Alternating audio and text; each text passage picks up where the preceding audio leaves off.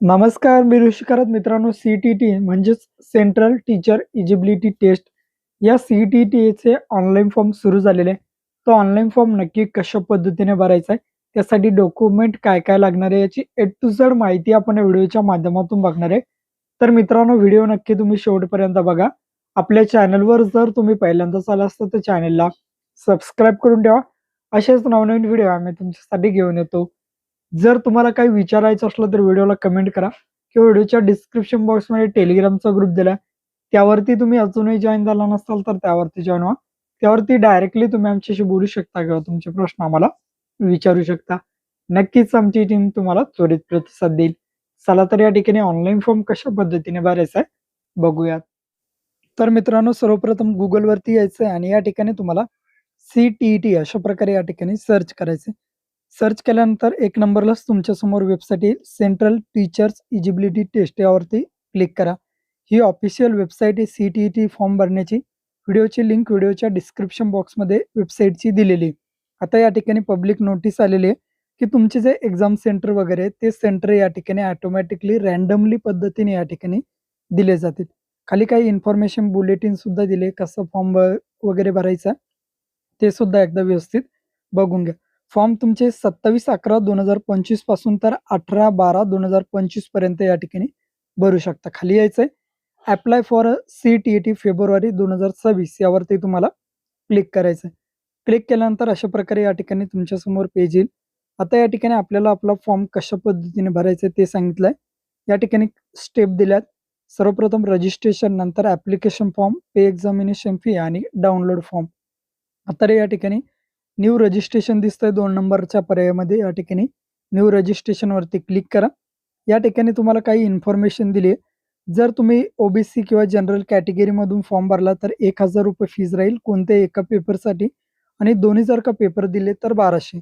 S-C-S-T कॅटेगरीमधून असाल तर एका पेपरसाठी ₹500 आणि दोन्ही पेपरसाठी तुम्हाला ₹600 पेड करावे लागतील. मग फोटोग्राफ, सिग्नेचर कशा पद्धतीने अपलोड करायचे त्याची सुद्धा इन्फॉर्मेशन या ठिकाणी दिली. सर्व एकदा व्यवस्थित वाचून घ्या. खाली यायचंय एक कन्सर्ट दिलाय, या कन्सर्टला टिक करून क्लिक हिअर टू प्रोसीड यावरती तुम्हाला क्लिक करायचंय. क्लिक केल्यानंतर या ठिकाणी आपला फॉर्म सुरू झालेला आहे. Candidate name as per 10th marksheet. तुमच्या 10वीच्या मार्कशीटनुसार तुमचं नाव टाकायचंय. आडनाव, तुमचं नाव आणि या ठिकाणी तुमच्या वडिलांचं नाव. खाली तुमच्या वडिलांचं नाव, परत तुमच्या आईचं नाव मदर्स नेममध्ये, डेट ऑफ बर्थ टाका. जेंडर मेल, फिमेल काय जे असेल ते जेंडर निवडायचंय. आयडेंटिटी टाइप या ठिकाणी तुम्ही वोटर कार्ड, पासपोर्ट देऊ शकता किंवा आधार कार्ड द्यायचं असेल तर any other valid government identity with photograph या ठिकाणी क्लिक करून खाली या ठिकाणी आयडेंटिटी नंबरमध्ये आधार नंबर तुम्हाला या ठिकाणी टाकायचा आहे. आता बेसिक माहिती मी भरून घेतो बघा. खाली यायचंय परत तेच कन्फर्म कॅन्डिडेट नेममध्ये आडनाव, तुमचं नाव आणि तुमच्या वडिलांचं नाव, परत तुमच्या वडिलांचं नाव, परत तुमच्या आईचं नाव, date of birth, confirm gender या ठिकाणी मेल, फिमेल काय जे असेल ते निवडा. परत खाली यायचं कॉन्टॅक्ट विचारलंय. या ठिकाणी तुम्हाला ॲड्रेस द्यायचा आहे, तुमचा व्यवस्थित ॲड्रेस द्या. तुम्ही कुठे राहत, कंट्री काय, स्टेट आपलं महाराष्ट्र राज्य, नंतर तुमचा जिल्हा, नंतर तुमचा पिनकोड. बेसिक माहिती एकदम व्यवस्थित तुम्हाला फिलअप करायची आहे. या ठिकाणी खाली यायचं आता इलेक्ट्रॉनिक कम्युनिकेशन म्हणजेच काय, त्वरित तुमच्याशी संपर्क साधण्यासाठी तुमचा ईमेल असेल, मोबाईल असेल द्यायचा आहे. या ठिकाणी ईमेल ॲड्रेस द्यायचा आहे. ईमेल ॲड्रेस जो तुम्ही यूज करत आहात, जो तुम्ही रेग्युलर वापरत आहात तोच द्या. त्यावरती तुम्हाला हॉल तिकीट वगैरे केव्हा येणार याची बेसिक सर्व माहिती दिलेली असते. कन्फर्म ईमेल ॲड्रेसमध्ये सुद्धा तुमचा जो ईमेल ॲड्रेस असेल तोच या ठिकाणी टाकायचा आहे. मोबाईल नंबर जो तुम्ही यूज करत असाल किंवा आधार कार्डला जो लिंक असेल तो मोबाईल नंबर द्या. परत या ठिकाणी कन्फर्म मोबाईल नंबरमध्ये तुम्ही जो यूज करता तो मोबाईल नंबर द्या. खाली यायचं आहे एस-टी-डी कोड या ठिकाणी तुम्हाला सोडून द्यायचं. खाली यायचं आता सेम ॲज प्रेझेंट ॲड्रेस, सध्या राहत असलेला वरती दिलेला पत्ता आणि परमनंट ॲड्रेस एकच आहे यावरती कन्सर्टला टिक करा. वेगळं असेल तर देऊ शकता. पासवर्ड तुमचं नाव @123 टाका. कन्फर्म पासवर्डमध्ये सुद्धा तोच सिक्युरिटी क्वेश्चन एक निवडा, कोणताही place, bird, friends, movie name काहीतरी एखादा निवडा आणि त्याचा सिक्युरिटीचा आन्सर द्या. समजा या ठिकाणी मी बर्थ प्लेस टाकतो खाली सिक्युरिटी आन्सरमध्ये. नंतर खाली कॅप्चा कोड दिलाय, तो कॅप्चा कोड टाकायचा आणि सबमिट बाऱ्यावरती तुम्हाला या ठिकाणी क्लिक करायचं आहे. तर या ठिकाणी मी सबमिट करतो बघा. पासवर्ड वगैरे सगळं फिलअप करून घेतो आणि सबमिट करतो. म्हणजे या ठिकाणी तुमचं रजिस्ट्रेशनला सुरुवात झालेली. रजिस्ट्रेशनला सुरुवात झाल्यानंतर अशा प्रकारे येईल. तुमची सर्व माहिती बरोबर आहे का दिलेली एकदा चेक करायचे. तुमचं नाव खाली या ठिकाणी, नंतर तुमचं father name, mother name, date of birth, gender, mobile number, email address, gender व्यवस्थित बघून घ्या. आय ॲग्रीला क्लिक करून अजूनही तुम्ही यात एडिट करू शकता. मी बरोबर आहे म्हणून सबमिट अँड सेंड OTP वरती क्लिक करतो. तुमच्या आधी येस करा या ठिकाणी. तुमचा जो मोबाईल नंबर दिलाय त्यावरती OTP जाईल.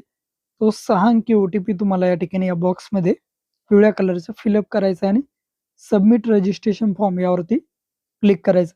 जसं तुम्ही सबमिट करसाल तुम्हाला एक रजिस्ट्रेशन नंबर या ठिकाणी दिला जाईल. तुमचं नाव आणि वरती रजिस्ट्रेशन नंबर या ठिकाणी तुमचा आलेला आहे. SMS द्वारे सुद्धा तुम्हाला आलेलं आहे. आता या ठिकाणी आपल्याला फॉर्म भरत घ्यायचा आहे.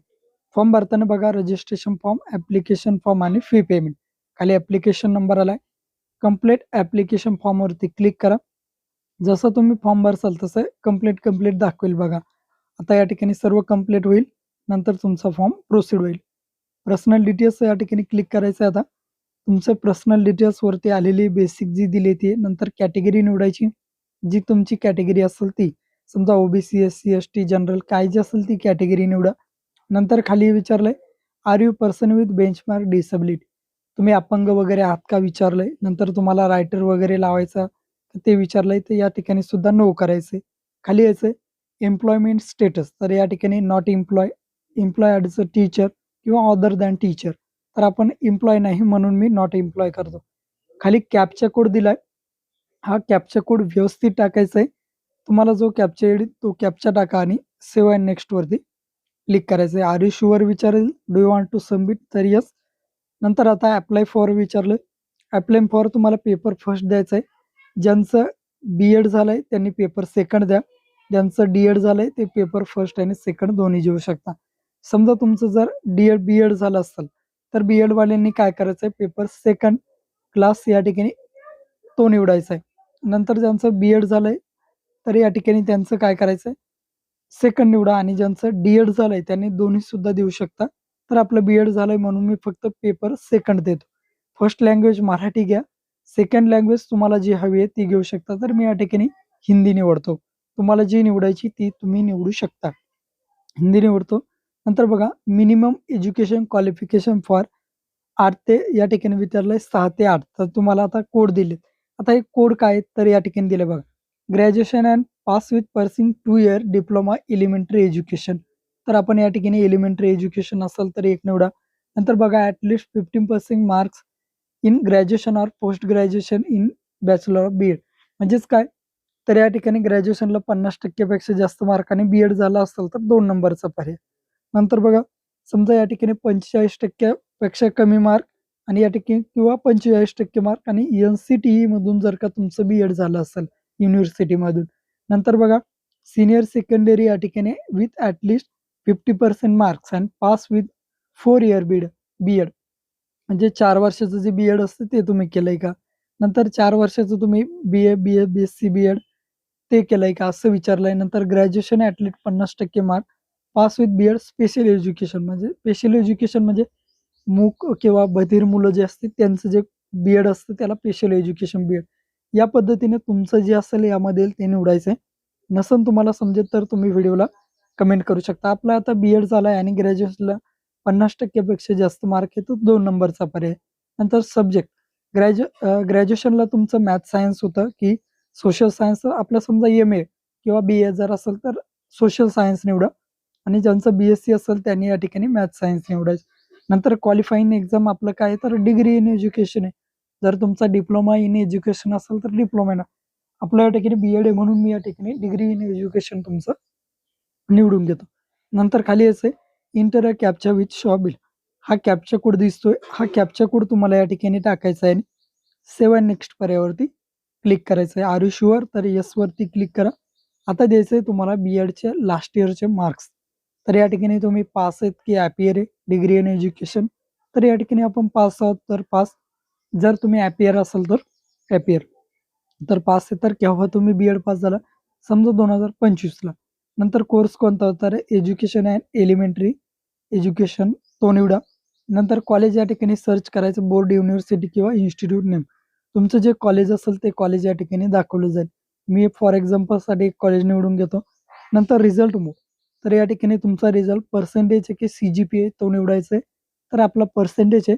जर CGPA असेल तर CGPA टाका किंवा CGPAला पर्सेंटेजमध्ये कन्व्हर्ट करून सुद्धा टाकू शकता. तर आपलं पर्सेंटेज आहे. नंतर मग टोटल मार्क्स किती होते? समजा 2000 ऑप्टेन 2000 पैकी तुम्हाला किती पडले? ते या ठिकाणी टाकायचं. मग मार्क्स किती पर्सेंट आलेत? इन्स्टिट्यूट पिनकोड म्हणजे जिथे तुमचं कॉलेज आहे किंवा ती युनिव्हर्सिटी आहे, त्या ठिकाणी पिनकोड काय आहे? समजा तुमच्या कॉलेज एखाद्या जिल्ह्यामध्ये आहे, समजा बुलढाणा जिल्हा, मग तेथील पिनकोड तुम्हाला टाकायचा आहे. खाली कॅप्चा कोड दिलाय. हा कॅप्चा कोड या ठिकाणी टाका आणि सेव्ह अँड नेक्स्ट पर्यायावरती तुम्हाला या ठिकाणी क्लिक करायचं आहे. तर या ठिकाणी मी सेव्ह अँड नेक्स्ट वरती क्लिक करतो. क्लिक केल्यानंतर आर यू शुअर विचारेल, तर येस आर यू शुअर. तर या ठिकाणी तुम्हाला सबमिट करून द्यायचं आहे. बेसिक माहिती व्यवस्थित टाकायची. आता फोटोग्राफ अपलोड करायचा आहे 10 ते 200 केबीच्या दरम्यान. JPG किंवा JPEG फॉर्मॅटमध्ये. चूज फाईलवरती क्लिक करा. व्यवस्थित झूम आउट वगैरे व्यवस्थित त्या बॉक्समध्ये बसवायचं आहे किंवा अपलोड ओरिजिनल केल्यानंतर जसा तुमचा पासपोर्ट फोटो स्कॅन केलाय तसा अपलोड करा. ॲक्शनच्या खाली अपलोडवर नाही अपलोड झालेला आहे. ओके करा. आता या ठिकाणी काय करायचं सिग्नेचर. परत सिग्नेचरवरती या ठिकाणी चूज फाईल क्लिक करून झूम आउट करून घ्यायचं आहे आणि या ठिकाणी तुम्ही फोटोग्राफ तुमचा सिग्नेचर पद्धतीने सिग्नेचर सुद्धा अपलोड करायची. त्या बॉक्समध्ये बसवायची बघा. या बॉक्समध्ये तुमची सिग्नेचर अपलोड करून घ्यायची. अपलोड झालेली आहे ती 4 ते 30 केबीच्या दरम्यान ती सुद्धा अपलोड करा. आपला फोटो आणि सिग्नेचर दोन्ही सुद्धा अपलोड झालाय. फोटोग्राफ व्हाईट बॅकग्राऊंडचा अपलोड करायचा आहे. तर या ठिकाणी ओके करा. आता बघा परत कॅप्चा कोड आलाय. हा कॅप्चा कोड या ठिकाणी टाकायचा आहे आणि सेव्ह अँड नेक्स्ट पर्यायावरती क्लिक करायचं. आता आपल्याला ईमेल व्हेरिफिकेशन आपलं बाकी आहे. सेव्ह करून घ्या.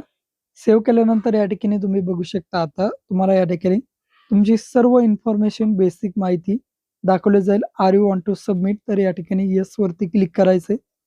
क्लिक केल्यानंतर तुम्ही दिलेली सर्व माहिती या ठिकाणी आलेली आहे. चेक करा तुमचं नाव वगैरे, डेट ऑफ बर्थ वगैरे बरोबर आहे का? तुम्ही निवडलेले सब्जेक्ट बरोबर आहेत का? सर्व माहिती या ठिकाणी निवडून घ्यायची. तर मी सर्व माहिती निवडतो. खाली यायचंय. खाली आल्यानंतर खाली कन्सर्ट दिलाय. तुम्ही जे डॉक्युमेंट दिले ते सगळे व्यवस्थित आहेत का? बरोबर आहे का?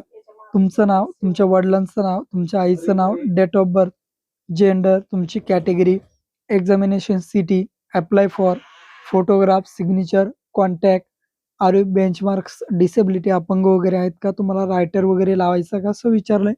सर्व कन्सर्ट टिक करून आय एग्री वरती क्लिक करून फायनल सबमिट ऑफ ॲप्लिकेशन यावरती क्लिक करायचंय. तुमचं ॲप्लिकेशन या ठिकाणी सबमिट करायचं का? तर येस, येस वरती क्लिक करा. आता राहिलं आपलं ईमेल व्हेरिफिकेशन. तर your email ID it verified. तर यावरती तुम्हाला क्लिक करा. क्लिक केल्यानंतर तुमचा ईमेल दाखवला जाईल. बरोबर आहे का चेक करा किंवा चेंज सुद्धा अजूनही तुम्ही करू शकता. हा कॅप्चा कोड टाकायचा आणि सबमिट अँड गेट ओ-टी-पी पर्यायावरती तुम्हाला क्लिक करायचं आहे. आता या ठिकाणी तुमच्या ईमेलवरती ओ-टी-पी जाईल.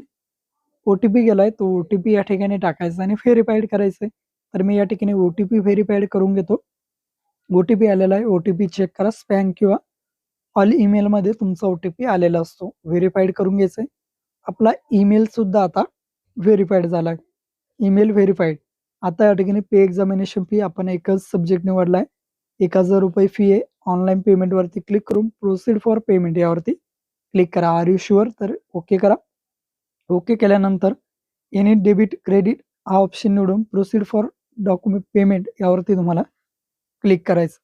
क्लिक केल्यानंतर या ठिकाणी खूप सारे ऑप्शन आहे. तर UPI क्यूआर करून टाका या ठिकाणी. क्यूआर निवडलाय. हा क्यूआर फोनपेने, Google पेने स्कॅन करा आणि या ठिकाणी तुम्हाला पेमेंट करून टाकायचं. या पद्धतीने तुम्ही तुमचा फॉर्म भरू शकता. पेमेंट झाल्यानंतर तुमची या ठिकाणी ऑटोमॅटिकली प्रिंट या ठिकाणी जनरेट होईल. आता बघा मी पेमेंट करून घेतो. पेमेंट केल्यानंतर थोडा वेळ वेट करा. या ठिकाणी थोडा वेळ तुम्हाला पेमेंट कन्फर्मेशनसाठी वेळ लागू शकतो. तर पेमेंट केलंय आपण आता थोडा वेळ करायचा. वेट केल्यानंतर या ठिकाणी बघू शकता आता तुमचं पेमेंट झालेलं आहे. पेमेंट झाल्यानंतर अशा पद्धतीने डाउनलोड अँड कन्फर्म पेज यावरती क्लिक करा. तुमचं या ठिकाणी फॉर्म डाउनलोड झालेला आहे. या पद्धतीने तुम्ही फॉर्म भरू शकता. Click here to download confirmation पेजवरती क्लिक करून तुम्ही तुमचं या ठिकाणी फॉर्म डाउनलोड करू शकता किंवा 1 नंबरवर क्लिक केलं तर तुमच्या ईमेलला सुद्धा फॉर्म जाईल. या पद्धतीने तुम्ही फॉर्म भरू शकता. व्हिडिओ आवडल्यास व्हिडिओला लाईक आणि चॅनलला सबस्क्राईब करा. भेटूया नेक्स्ट व्हिडिओ. जय हिंद.